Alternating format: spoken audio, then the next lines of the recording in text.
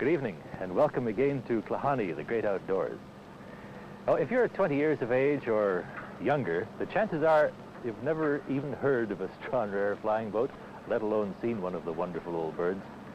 And actually, we should call this one a wonderful and a rare old bird, because this is the last Stranraer, or Stranny, remaining in the world. This particular one, it is a Vickers Supermarine Stranraer 20-passenger flying boat. It was built in Montreal in 1936. And this one, probably foot for foot, is the most expensive flying boat ever built. Because when Vickers put this together, they wanted it to last forever. And this Stranraer and others like her probably did more to open up the BC coast than any other single transportation device.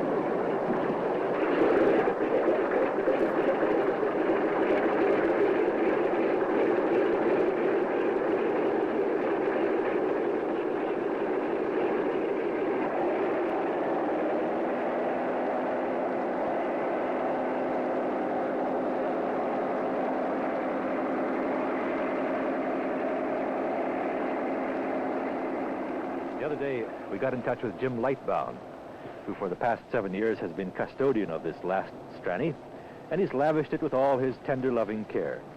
We collected a couple of pilots who used to fly the Stranny, Hugh Mann and Stu Phillips, and Stu and I in the camera plane rendezvoused with the Stranny over in the Gulf Islands. Jim, who flies for PWA, had to go back on a trip, so the rest of us sat around remembering how things used to be. Stranny's become a legend, really, in her own time. And the stories that seem to come flowing out go on and on, apparently forever. They used to call it the Seymour Seine net. There's more names for it, for goodness sakes, than there are scary passengers. It was called the Flying Meccano set. You know what, a friend of mine, who was a pilot for Air Canada now, his son, who was about 4 years old, says, "Gosh, I'm glad my dad doesn't fly that thing, all held together with string." It's Roy Yates. Hugh can probably tell you more about this, but this airplane probably did more to open up the BC coast than any other airplane in British Columbia. They used to take this airplane and leave Vancouver in the morning, and they go all the way up to Prince Rupert, and stopping at every place where there was someone to pick someone up. They stopped at every kind of a logging camp, little mining town where there was a general store, and they discharged freight and people, and it was a jitney service. I think economically they say that it's cheaper to run than a Norseman. Like 20 people, 3 of a crew, and a head out, you drop 9, pick up 6, drop 4, pick up 12, that sort of a deal. We used to run 2 of them. One on the west coast of the island, one on the east coast. So one Stranny would go out on the west coast, and it would go over to Tofino, and into Tassos, Zabalas, CPC, Esperanza, and up into Shamus, and back. Then on the east coast of Vancouver, we'd go up, and the first landing would be Powell Lake, take the Powell River people. That was fun. Then we'd wander on up, going into lots of funny little places, and we'd have up to 24 landings a day. It was a real jitney, a real bus service. First one on the coast. We'd only dock once. We'd only dock at Sullivan. We'd refuel there. Everything else was water taxi or little boom cats or something coming out. A beautiful hull, though. Yeah. Bob, you've got to dig this hull. It takes the British to hydrodynamically to build a hull like this. If you see it out of the water, it is the most beautiful thing that you've ever seen in all your life. It's got a flare. It's got an entry. It has a step that is unsurpassed as far as I'm concerned, as far as waterwork goes. I can remember Art Jung. I think it's about the second or third trip I'd ever made for QCA, flying right seat. And I'd flown seaplanes for a number of years prior to this. And we were running up to Kitimat or someplace in that area with a load of pumps and hoses for firefighting. And the whole cabin was filled full of pumps and hoses, Briggs and Strattons, about, yay big. And the crewman was laying on top of all of these. He had about this much room. He was stuck right up on top of all this cargo. And it was a fantastic load that we had. We left Vancouver and the weather was pretty duff. And we started chugging up the coast and we went past the north end of the island, Alert Bay, Sullivan Bay. And we got just off Surf Inlet. And the weather came down to, zilch, nothing. So we turned around and we came back down and tried to cut inside. And it was just outside of Clementou, what is that, Millbank Sound? Where the great Atlantic swells or Pacific swells are rolling in. And there's no protection or anything else. And again, we ran into it there. And Art Jung elected, so I thought at that time, to land downwind. It's blowing about 5 or 10 miles an hour, which doesn't help you at all in these great swells. And I sat beside him, expecting to have Briggs and Strattons going by me this way. These great pumps and hoses and everything else. I thought the whole works had come out of it.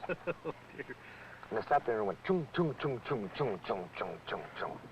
Bang. It was in. And you couldn't have done it with any other machine. A cancel couldn't do it. Our modern float airplanes couldn't do it. But the hull on that thing is beautiful. A little place on the west coast of Vancouver Island, CBC. And there was a mission.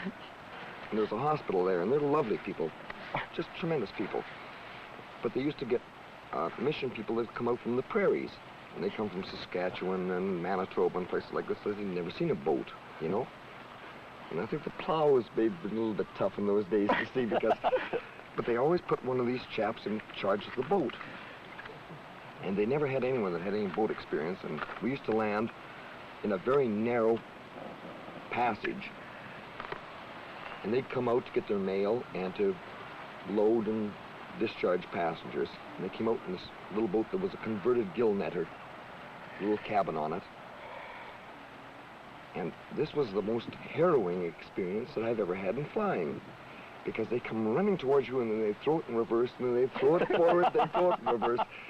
And they come thumping against the airplane, and which truly proved the value and the strength of the airplane because it couldn't have withstood that any other way. The thumping of boats was praise the Lord and the whole bit. Bang! Very religious. This old lady, God bless you. God bless you, everybody. You bang it, she'd run into you again. And they come back. Keep away, I'll come to you. Stop your engines, stop your engines. Sometimes you want to take off again, Wait till they ran out of gas. Oh, dear. Lovely people, though. Fantastic. A no claims bonus, too. When we were flying seaplanes or boats, we used to get 50 cents an hour extra. As long as you didn't ding anything. If you dinged a float, then you lost your 50 cents an hour. Yeah. This was our no claims bonus. The only time I ever lost them was when these boats used to come in and punch a hole in the whole thing. They'd run at you, boom. What was that tale you were telling me, Stu, about going into a little spot and there's also an Air Force Canso trying to dock? Well, Hugh, I think was flying captain then. And I was flying right seat, first officer. And we went into Alert Bay, and this great Canso was sitting there. Mind you, Huey has flown everything that PWA has and QCA had in those days, and including Cansos. And Hugh whistled in, with 16 people to unload and I think 9 to get on board. And they made one pass at the dock. Huey whistled in. We docked up, tied, discharged all of our passengers, all of our freight, mail, baggage, the whole works, embarked everyone that had to go, and went back out again before they got the lines off their propellers. They had 9 people standing up along the wings, and they had 4 people in the blisters and 3 on the nose, and there was 2 of them swimming, I think, were there? They're all shuttling around. But with heaving lines and with 24 stops a day, you know, you couldn't waste any time. It was thump, in you went, you dumped your load, out you went. We used to have a crewman. He was a great one. We liked him though because he was a pickpocket. He had a skill that was unsurpassed, and you couldn't trust him with anything that's to do with flying or with the airplane or seamanship. But Mike had this fantastic facility. As they came aboard, he'd take bottles out of the inside pocket, out of their hip pockets, and he'd mark them down. And he didn't know their names, but he'd say, the guy with the blue veins on his face, the fellow with the big feet, he was wearing cowboy boots. And he'd come in and he'd have a whole armload of bottles and jugs, and these people never knew they lost them. And he'd trudge in and he'd pile them all underneath the co-pilot's seat. And then when they got out of the airplane, he'd hand them back. But you could, it was a lovely thing to see. Because in the back of the airplane, after we took off and everything, you see guys going like this. And they never did. He was tremendous. Yeah, he was with it. There's one little hatch, way up in the tail between the 2 vertical stabilizers and right in the midst of the horizontal stabilizer. And apparently a story that goes around that is told by pilots is that the captains used to go and put the first officers into the driver's seat, see, and they'd be driving along, and they'd go back for a walk. And they'd walk up through the tail, open the hatch, and they'd stand up, and this was the gun hatch. They'd stand up there, and they'd lean over the back of this hatch, and they could reach the elevators that make the airplane go up and down. And they'd reach over, and they'd slowly push down on them. And the airplane would start going down, and the green first officer would be sitting in there, and he'd be trimming up like crazy. and it pushed down a little bit more, and it would go down, and he'd be trimming and holding back on the wheel, trimming it out, and holding back, and then they'd let go. Up it would go.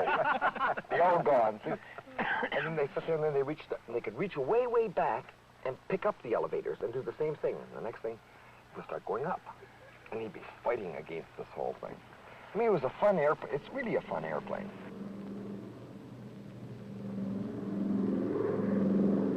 Well, remember the one that I told you about? This one that was going out of Tor Bay, I guess. And they lost an engine. So they landed in the Atlantic. Really rough. So in order to keep the thing from sinking, they sent the crew out and they ripped the fabric off the lower wing so the waves could go right through without destroying the wing. So they put out a mayday, distress. So the Americans sent out a Catalina. PBY, cancel. Yeah, well, out the wheels, you know, and it landed alongside. And the survivors from the Catalina all got on board the... They did, they got on board the Stranraer. And the Coast Guard cutter towed the whole thing into Boston. It was called the 90-mile-an-hour airplane. This means that they took off at 90, they climbed at 90, they glided at 90, they cruised at 90, they did everything at 90 miles per hour. Stalled at 90? Stalled at 90, the whole bag. Yeah, the whole bit. Isn't that wonderful? You flew it with Peggy's in it, did you? Yeah, she was wide open. All the valves, as I was telling you, they're all wide open, and we'd stop at Sullivan Bay, and the engineer would get up with a little squirt gun and oil all the valves. Do you know what, 300 feet? You could be flying at 300 feet, and this won't mean anything. You're a pilot, but it won't mean anything to people unless they really fly. 300 feet, downwind, chop all of the power, do a 180-degree turn, and dead stick it. No power at all, land it on the water. With a full load. You can't do that with most airplanes. No. Do you know what on the front of this airplane, up on the bow, there are 2 bollards. 2 stacks of aluminum with little caps on them for winding ropes around. They're a Siemens thing. They could only be built in an airplane by the British people. Yes. That's right. And you can come in and land, and those ballers became an artificial horizon sort of a thing. And you flew by these ballers that stood up in front of you. And you could touch down, and the most beautiful entry, the nicest landings, the most satisfying thing in the world. Really. Here's Huey flying DC-7Cs right now, all over the world. But there's something satisfying with that old bird, isn't there? Oh, I think so.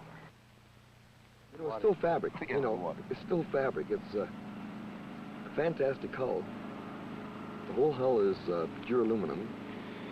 And it's Anodized. It's anodized to boot. Aren't the fittings stainless, Andy? All of them. Yeah. All of the things. Yeah. There isn't a fitting on there that's No, not stainless steel. that's right.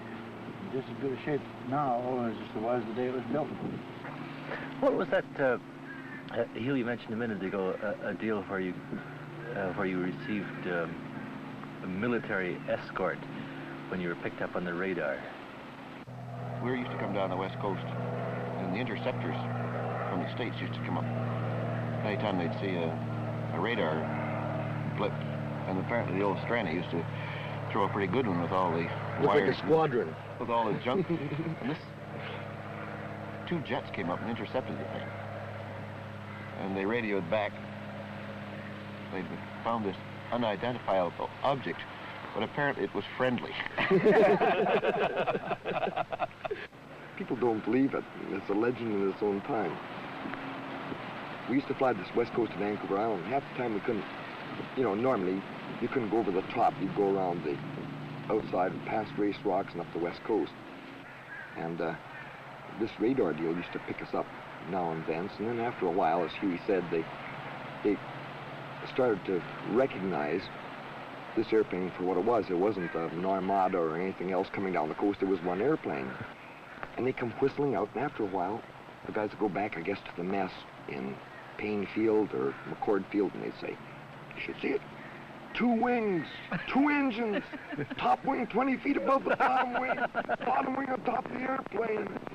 No wheels, you know."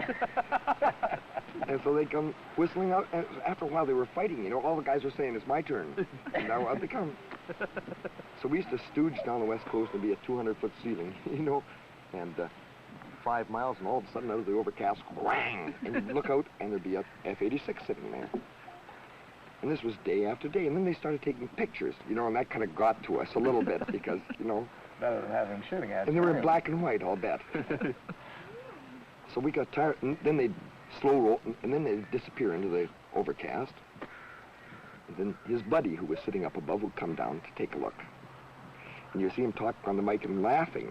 And that really got to us, because it wasn't a laughable matter. We were doing a pretty serious job. You know? So I kind of got tired of this.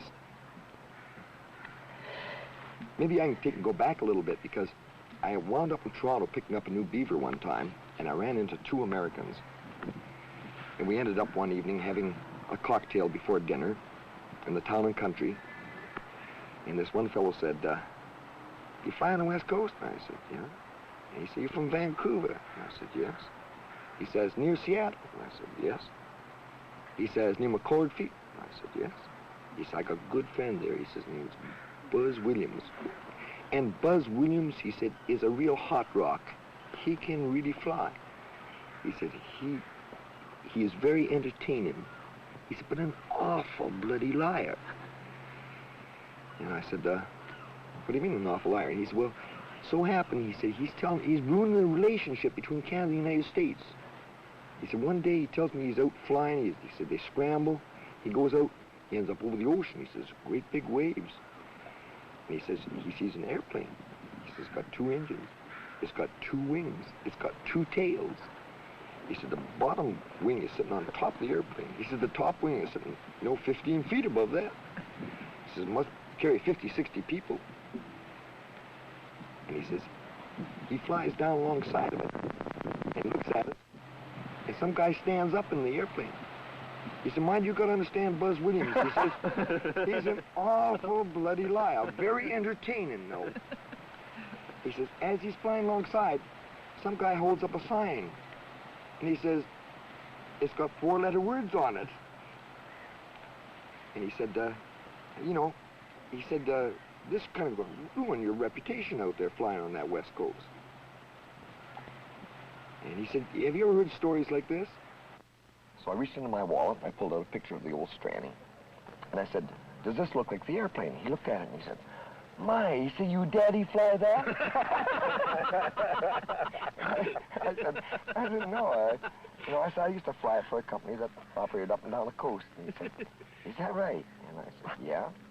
I said, it didn't cruise at 200 miles an hour. It only cruises about 130 knots. Not only that, I said, the bottom wing and the top wing are only about 12 feet apart.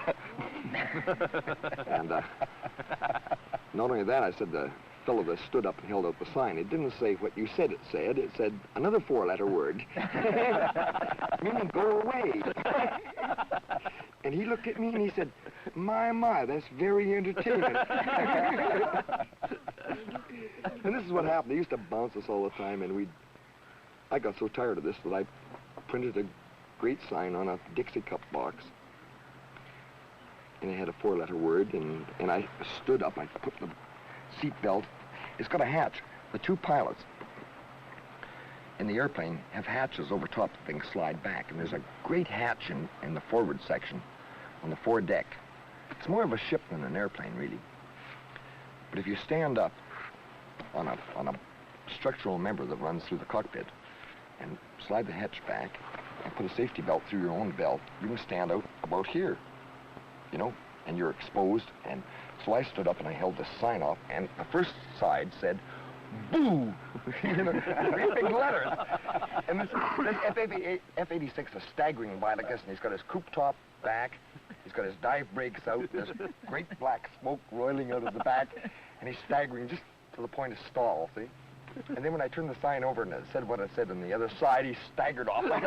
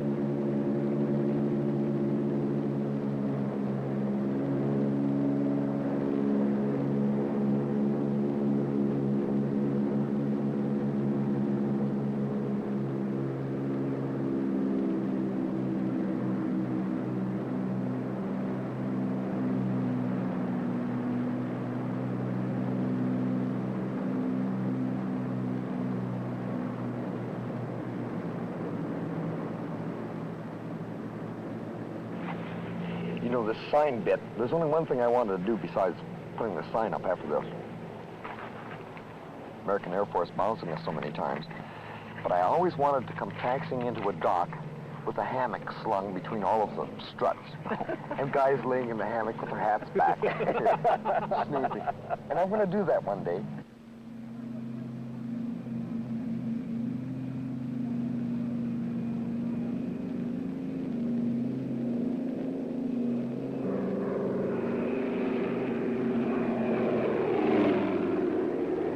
Pilots were Hugh, Mann and Phillips, and the leading lady, the Stranraer flying boat. We'll look for your company again next week at the same time. From Klahanie, the Great Outdoors, good night.